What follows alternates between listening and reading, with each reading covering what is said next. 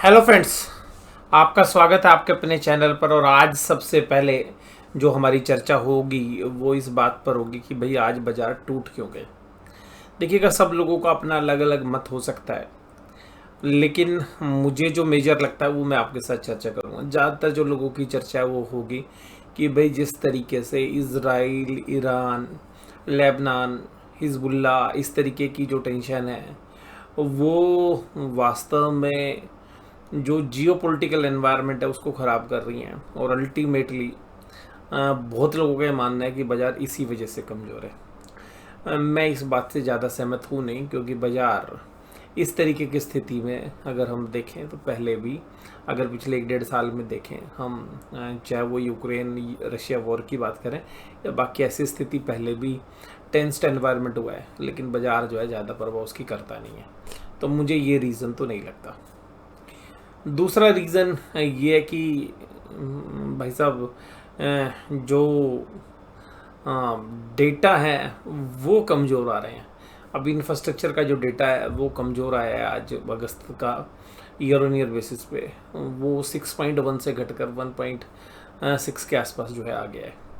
तो बहुत लोगों को मानना ये है कि भाई जो इकोनॉमी में जो चैलेंजेस हैं वो आते हुए नज़र आ रहे हैं। मेरा मानना है कुछ जो कारण मुझे लगते हैं कि भाई बाज़ार में आज की जो फॉल हुआ वो किस वजह से हुआ। देखिएगा, सबसे पहला रीज़न मुझे लगता है कि जो स्पेकुलेशन है, यानी कि जो सट्टे की तीसरी आंख है, जो मैंने परसों वीडियो में भी आपके साथ चर्चा की थी, वो सबसे पहला रीज़न है। कि देखिएगा, बड़े सटोरियों ने जो पोजीशंस हैं वो कब बनाई थी। ज़्यादातर लोग सितंबर एंड की जो एक्सपायरी थी उसको मंदा प्ले कर रहे थे, और हमें भी उम्मीद थी और हम भी प्ले कर रहे थे। और उस सट्टे की तीसरी आंख ने पोजीशंस बनाई और 5 दिन के अंदर एक एक्सेसिव माल खरीद लिया। और वो जो एक्सेसिव माल खरीदा तो वो अल्टीमेटली उनकी एफ में पोजीशंस थी। तो अपनी जो ऑप्शंस की पोजीशंस है उसके लिए उन्होंने लीवरेज पोजीशंस भी ली होंगी, कहीं से भी पैसा लाया हो, बट वो पोजीशंस ली, उसमें HNI भी थे और FIIs भी थे।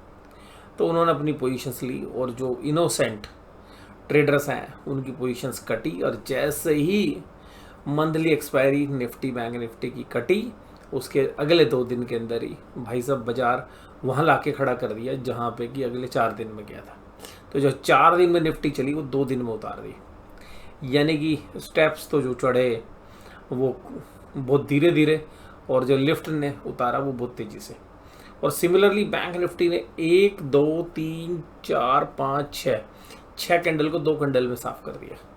तो सिमिलरली ये जो मुझे लगता है कि जो सट्टेबाजी थी, उस सट्टेबाजी जो है मुख्य कारण है, पहला मेजर रीज़न है, जो कि FIIs की जो डेटा है, कैश के भी आज 9,000 करोड़ से ऊपर की सेलिंग है FIIs की। तो FIIs की जो पोजीशंस थी वो दिख रही थी, क्योंकि पुट बहुत सस्ती मिल रही थी मंथली एक्सपायरी पे। तो बाजार को एक बार नीचे लाना लाजमी लग रहा था। तो पहला रीज़न मुझे लगता है कि निफ्टी बैंक को या निफ्टी को तोड़ने में जो अहम भूमिका आज रही वो वास्तव में बैंकिंग स्टॉक्स की थी।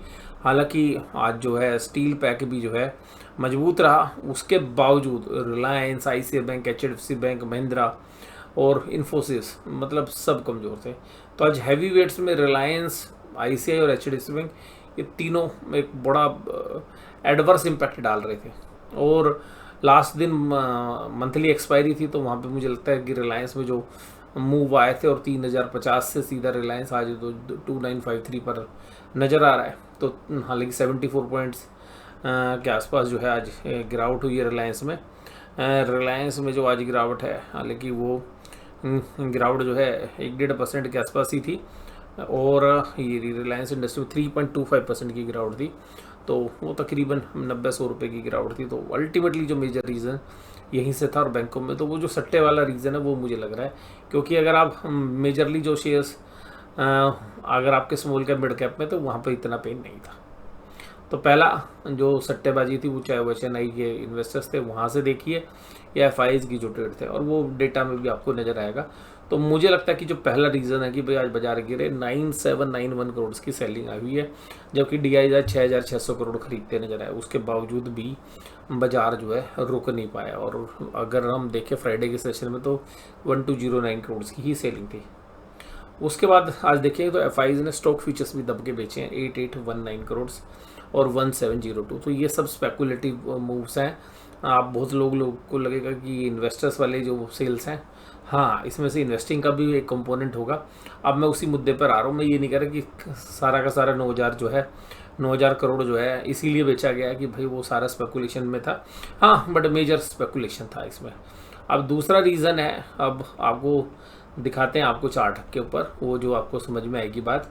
और आज हमने चार्ट लगाया है शंघाई कंपोजिट चाइना का इंडेक्स। चाइना का जो इंडेक्स है, हाँ हालांकि चाइना A50 के अंदर भी इसी तरीके की ग्रोथ थी, और आज चाइना का इंडेक्स चला 10%। चाइना का बाजार चला 10%, और परसों यानी कि जो फ्राइडे का सेशन था उसमें भी तकरीबन इतना ही चला था। तो यहाँ देखिएगा जो कैंडल है, दो कैंडल्स हैं, ये दो कैंडल आपको क्या बता रही है, इन दो कैंडल्स में, दो वीकली कैंडल्स में शंघाई कंपोजिटर ने 3400 लगा दिया। अब शंघाई कंपोजिटर ने जो 3400 लगाया है, उस 3400 लगाने के बाद अगर हम बात करें कि भाई शंघाई कंपोजिट ने तो ये लगा दिया, इससे हमारा क्या लेना देना, ये दूसरा रीज़न है। देखिएगा चाइना के बाज़ार पिछले 4-5 साल से गर्त में डूबे हुए थे। गर्त में डूबने का मतलब समझ रहे हैं आप, कि बिल्कुल धराशायी थे, बिल्कुल तबाही कर रहे थे। ग्लोबल इतनी अच्छी रैली हुई तब भी नहीं चल पाए। अब देखिएगा जो चाइना का जो इंडेक्स है, अगर हम शंघाई की बात करें तो जो शंघाई कंपोजिट है वो 3336 पे आज क्लोज हुआ है, और आज शंघाई बढ़ा है 8%, और SZSE जो कंपोनेंट्स हैं वो बढ़ा है 10.67%। और ये सारे अपने रेजिस्टेंस के आसपास आके खड़े हो गए हैं जो चाइना के बाजार है। अगर अब ये रेजिस्टेंस टूटता है तो चाइना के बाजार, मुझे ऐसा लगता है कि आने वाले समय में पूरे वर्ल्ड की मार्केटों को आउट परफॉर्म करेंगे। अब एमर्जिंग मार्केट के अंदर अगर चाइना आउट परफॉर्म करने लगा, क्योंकि चाइना की कैपिटल मार्केट भी काफ़ी बड़ी है, और इंडिया से भी अगर हम कंपेयर करें तो जो साइज़ है इंडस्ट्री का वो बहुत बड़ा है इंडिया से।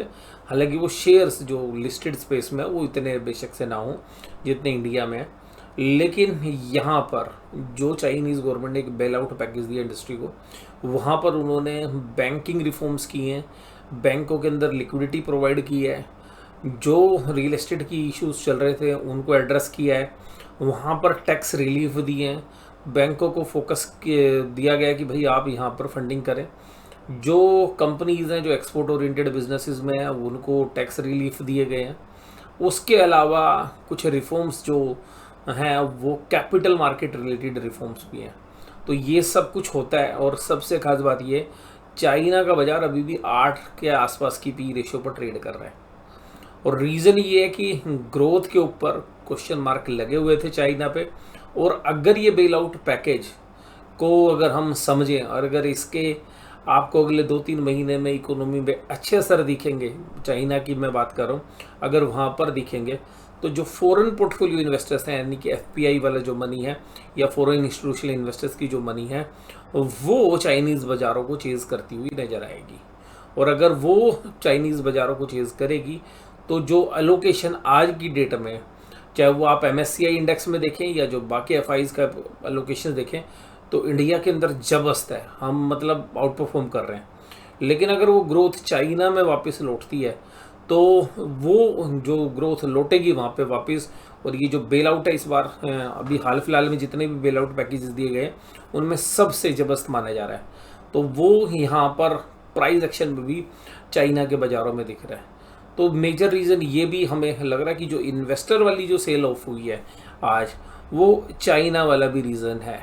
और चाइना वाला रीज़न एक मेजर रीज़न हमें लग रहा है, क्योंकि वो जो रीज़न है वो इसलिए मेजर है क्योंकि वो एक लिक्विडिटी को चैलेंज करेगा। अब आप कहोगे कि जी इंडिया को क्या फ़र्क पड़ता है, इंडिया में तो डोमेस्टिक मनी है। नहीं, ये आपका सोचना गलत है। इंडिया की जो डोमेस्टिक मनी है वो सट्टे वाले शेयर्स को खींच रही है। अगर हम रिटेल की इंडिविजुअली बात करें तो जो DIIs वाली मनी है वो बाज़ारों को रोक तो सकती है, लेकिन चलाने के लिए जो कैपिटल चाहिए, क्योंकि उसके सामने अगर सेल आएगी तो डोमेस्टिक मनी रोक तो लेगी बाज़ारों को गिरने से, उसमें तो मुझे कोई डाउट नहीं है। बट बाज़ारों को बहुत तेज़ी से चलने के लिए, या बाज़ार जिस तरीके से चले हैं उनको चलने के लिए जो एक एडिशनल कैपिटल चाहिए वो बाज़ार से मिसिंग हो सकती है। और वो जब मिस होगी तो वो एक चैलेंज हो सकता है। तो दूसरा जो रीज़न है वो मुझे लग रहा है चाइना प्लस एफपीआई जो पोर्टफोलियो है, जो फॉरेन पोर्टफोलियो इन्वेस्टर्स हैं, उनकी काफ़ी बड़ी जो मनी है वो एमर्जिंग मार्केट्स के अंदर से रीएलोकेशन होगी। तो काफ़ी अच्छे चांसेस हैं कि ये जो मनी है वो इंडियन मार्केट से शिफ्ट होके कुछ अलोकेशन आपको चाइना में बढ़ता हुआ नजर आए, क्योंकि चाइना में पिछले 4-5 साल में फॉरेन पोर्टफोलियो इन्वेस्टर्स का जो निवेश है वो अपने लोएस्ट लेवल के ऊपर है। तो अल्टीमेटली वो जो पैसा है वो इंडिया से चाइना मूव कर सकता है। रीज़न सेम है कि उनकी ग्रोथ अगर वापस लौटेगी तो वो हमारे यहाँ से 1/3 वैल्यूशंस पर शेयर ट्रेड कर रहे हैं, 1/3 वैल्यूशंस पर। तो बहुत बड़ा स्कोप है एफआईआईज इन्वेस्टर्स के लिए, तो वो मनी वहाँ पर चेज कर सकती है। ये मुझे लगता है दूसरा रीज़न है जो आज बाज़ार में फॉल हुआ। और तीसरा रीज़न आपको थोड़ा सा लॉजिकल ना लगे बेशक से, बट देखिएगा जो बैंकों की ग्रोथ थी, कासा और डिपॉजिट ग्रोथ, उसके ऊपर अभी पर्सन चिन्ह लगा हुआ है। और कल हो जाएगी 1 तारीख, और 1 तारीख से ही आपको बैंकों के प्रोविजनल डेटा आने शुरू हो जाएंगे। और वहाँ से बाज़ार को ये उम्मीद है कि शायद वो डेटा जो डिपॉजिट ग्रोथ है वो भी चैलेंज दिखाएगी इस बार। हालांकि लोन ग्रोथ तो बढ़ सकती है, उसमें कोई दिक्कत नहीं है, वहाँ पे लोन लेने के लिए तो हर कोई तैयार है। तो वो वास्तव में जो डिपॉजिट्स हैं, और आदमी क्यों करे एफडी, मान लीजिएगा अब एफडी करनी है, क्यों करे भाई एफडी? आप एफडी करोगे 7% इंटरेस्ट मिलेगा, 7.5 मिल जाएगा। अब उस 7.5 में भी जब आप एफडी को तोड़ने जाओगे तो भाई साहब आपकी पेनल्टी लगेगी, वो शॉर्टर पीरियड की हो जाएगी, आपको वही 3-4% की रिटर्न आएगी अगर आपने 1 साल के अंदर तोड़ दी तो, या जो भी प्रेस्क्राइब्ड टाइम लिमिट थी उससे पहले तोड़ दी। तो भाई क्यों लगाएं पैसा एफडी में? तो पैसा लगाएंगे कहाँ पे? बॉन्ड मार्केट में। अब बॉन्ड मार्केट में आपको दिक्कत भी नहीं, इतने अच्छे म्यूचुअल फंड्स हैं। जैसे मान लीजिएगा जो गिल्ड फंड्स हैं, चाहे वो आईसीआई का है, एसबीआई का है, जो बंधन वाला है, उन गिल्ड फंड्स में जो रिटर्न्स हैं वो 8-9% की हैं। और सीधी बात ही, आपने 3 महीने बाद बेचा तो आपको 3 महीने की रिटर्न मिल जाएगी, बैंकों की तरह नहीं है। वो रिटर्न भी 8-9% कंपाउंडेड मिलेगी आपको एनुअली। तो वो ज़्यादा लोगों को समझ में आ रहा है। तो लोग जितने इंटेलिजेंट हो रहे हैं वो भैया बैंकों में पैसा क्यों रखेंगे? तो बैंकों में ग्रोथ के बहुत घटने के चांसेस हैं। जिनको थोड़ा सा मनी मार्केट जो इंस्ट्रूमेंट है, यानी कि जो वो भी डेट फंड में लगाते हैं, तो जो करंट भाव है उसके हिसाब से इंटरेस्ट मिल जाता है, तो वहाँ पे बहुत अच्छा पैसा पार्क हो रहा है। जो शेयर बाजार में काम करते हैं लोग, वो गिल्ट फंड में, मनी मार्केट में या लिक्विड फंड्स के अंदर पैसा निवेश करते हैं, उसके ऊपर वो मार्जिन उठा लेते हैं अपने एफएनओ में ट्रेड करने के लिए। तो भाई शेयर बाजार वाले के लिए तो एफडी कोई मतलब ही नहीं है। और सीधी बात है, जो रिटर्न्स वो डिलीवर कर रहे हैं उतना तो भैया आपके म्यूचुअल फंड्स में, डेट वाले म्यूचुअल फंड्स में उससे भी कम रिस्क लेके आप 1.5 या 2% का अल्फा जनरेट कर सकते हैं। तो क्यों शेयर बाजार में लोग पैसा, बैंक में क्यों पैसा लगाएंगे? तो वो पैसा कहाँ पे आएगा? वो पैसा आएगा भाई, अगर डेट मार्केट जो है उसमें पैसा आ रहा है, चाहे वो म्यूचुअल फंड्स के थ्रू आ रहा है या सीधा बॉन्ड्स खरीद रहे हैं। और अब जैसे जीरोधा जैसे या जो कुछ और अच्छे ब्रोकर्स हैं, उन्होंने तो प्लेटफॉर्म पे वो सुविधा भी उपलब्ध कर दिया, आप जो बॉन्ड्स वगैरह भी खरीद सकते हैं, सीधा डेट इंस्ट्रूमेंट भी खरीद सकते हैं। तो जो पहले केवल बैंकों के लिए एक्सेसिबल था वो अब रिटेलर्स के लिए भी है। तो रिटेलर को भी बात समझ में आ रही, भाई मैं बैंक की एफडी क्यों रखूँ? बैंक के 36 चक्कर मेरे को लगाने पड़ेंगे भाई एफडी तोड़ने के लिए, जो लोग फिजिकली बनवाते हैं। तो और यहाँ पे क्या 1 क्लिक के ऊपर है, जिस दिन चाहिए उस दिन पैसा आ जाता है आपका। उसके बाद आपको मार्जिन मिल रहा है, आपको रिटर्न्स ज़्यादा मिल रही है। और बैंक तो जनरली, मैं तो सीधी बात मानता हूँ, अब लोगों को पता है ना भाई, अब हम अपना शोषण नहीं करवाएंगे। अब जो लोग बैंकों में एफडी रखते भी हैं वो भी स्वीप इन रखते हैं, तो सेविंग बैंक और डिपॉजिट में तो पैसा रखने कोई औचित्य ही नहीं है। तो अल्टीमेटली जब तक शेयर बाजार चल रहा है तो पैसा बैंकों को मिलना बड़ा चैलेंजिंग है। तो मुझे लग रहा है कि ये भी एक रीज़न है कि बैंकों में ग्रोथ नहीं आएगी डिपॉजिट की, और कासा डिपॉजिट यानी कि जो सस्ता कर्ज है वो आएगा नहीं, और अल्टीमेटली जो नेट इंटरेस्ट मार्जिन है उस पर प्रेशर रहना है बैंकों को। तो जो प्रोविजनल डेटा आएंगे वो भी ये इंडिकेट कर रहे हैं, जिसकी वजह से मैंने आज देखा कि बैंकों में एक अच्छा जबरदस्त सेल ऑफ था। और अगर आज रिलायंस के बाद अगर किसी ने सबसे ज़्यादा बाजार को तोड़ा तो वो भी एक रीज़न था जो मैं आज आपके साथ शेयर कर रहा हूँ। इसके बाद अगर हम देखें तो जो फाइनल रिजल्ट्स हैं, यानी कि जो क्वार्टरली रिजल्ट्स हैं, प्रोविजनल डेटा की बात नहीं कर रहा, वो भी आपको 12-13 तारीख से आने शुरू हो जाएंगे। तो बाजार जो है अपनी पोजीशनिंग कर रहा है और बीच में लाने की कोशिश कर रहा है। तो ये रीजंस थे जिनकी वजह से बाजार हमें कमज़ोर होता हुआ नजर आया। तो इस वीडियो में केवल इतना ही, बाकी बाजार का आउटलुक कल कैसा हो सकता है वो हम चर्चा करेंगे अगली वीडियो में। वीडियो देखने के लिए धन्यवाद। Thank you very much.